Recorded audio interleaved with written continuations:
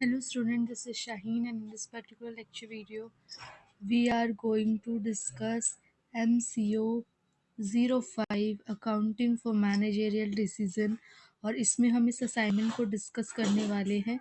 Question number 1, सबसे पहले इसमें बोल रखा है explain briefly the accounting concept को बताओ जो कि अकाउंटेंट के जब वो रिकॉर्ड करता है तो वो कौन कौन सी चीज़ों का ध्यान रखता है।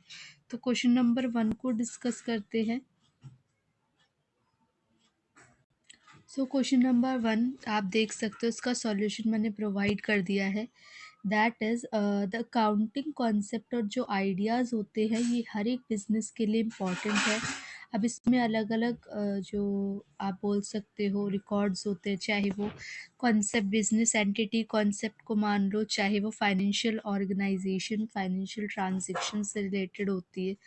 अब ये होते क्या है अकाउंटिंग कॉन्सेप्ट, इसको आप हाईलाइट करके मेंशन कर सकते हो।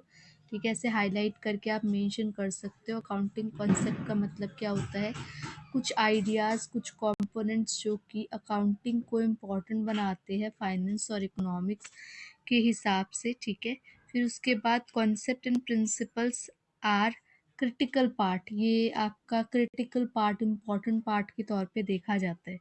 क्यों ज़रूरी है इसको मेंशन किया है हमने, देखो कि अकाउंटेंट जो होते हैं वो प्रोफेशनल्स होते हैं जो कि अपनी फाइनेंशियल ट्रांजैक्शंस को रिकॉर्ड करते हैं और रिकॉर्ड करने के साथ साथ जो समरीज वगैरह बनाते हैं वो भी इम्पॉर्टेंट पॉइंट पे देखी जाती है यहाँ पे। ठीक है कुछ इम्पॉर्टेंट कॉन्सेप्ट है अकाउंटिंग के अंदर, वो भी आप देख सकते हो। 9 इम्पॉर्टेंट कॉन्सेप्ट को हमने डिस्कस किया है। सबसे पहले है बिजनेस एंटिटी कॉन्सेप्ट।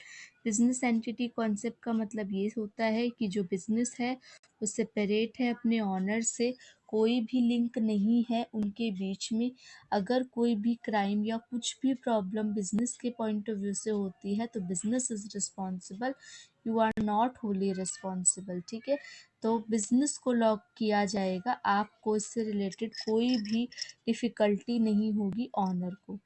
ठीक है, नेक्स्ट वन इज़ उसके बाद गोइंग कंसर्न कॉन्सेप्ट कहता है कि बिजनेस कंटिन्यूस पीरियड के लिए चलने वाला है। ऐसा नहीं कि आज आपने बिजनेस स्टार्ट किया तो आप ये अज्यूम करोगे कि कल को आपका बिजनेस ख़त्म हो जाए, तो नहीं, फोर्सिनेबल फ्यूचर के लिए ये बिजनेस चलने वाला है और भले ही वो स्टार्टिंग उसकी ज़ीरो से हुई हो।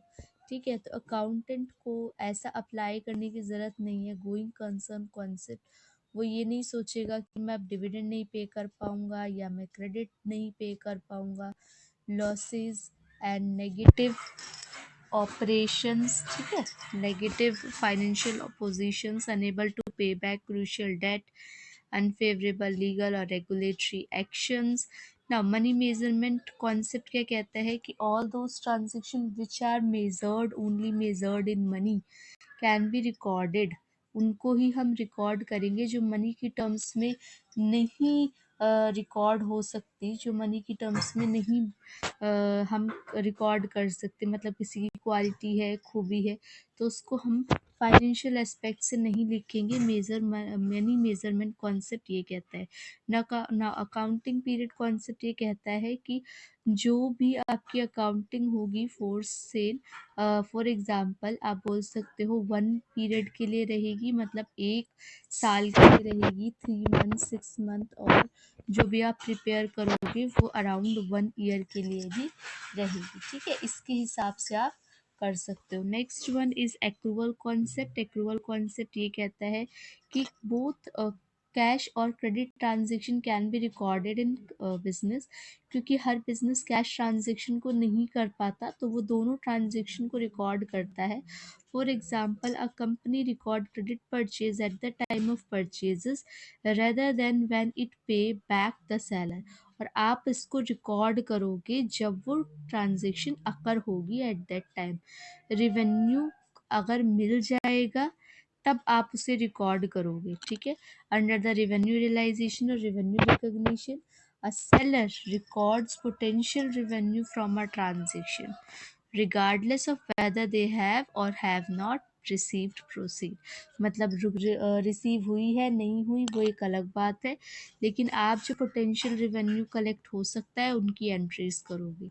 फुल डिस्क्लोजर कॉन्सेप्ट का मतलब होता है जो इन्फॉर्मेशन आपको बिजनेस के पॉइंट ऑफ व्यू से इम्पॉर्टेंट लगती है, जो कि स्टेक होल्डर्स वगैरह को पता होनी चाहिए, तो वो आप रिकॉर्ड करोगे, वो आप मेंशन करोगे, क्योंकि ऐसा नहीं होना चाहिए कि स्टेक होल्डर्स को या किसी को भी प्रॉब्लम हो एट दैट टाइम।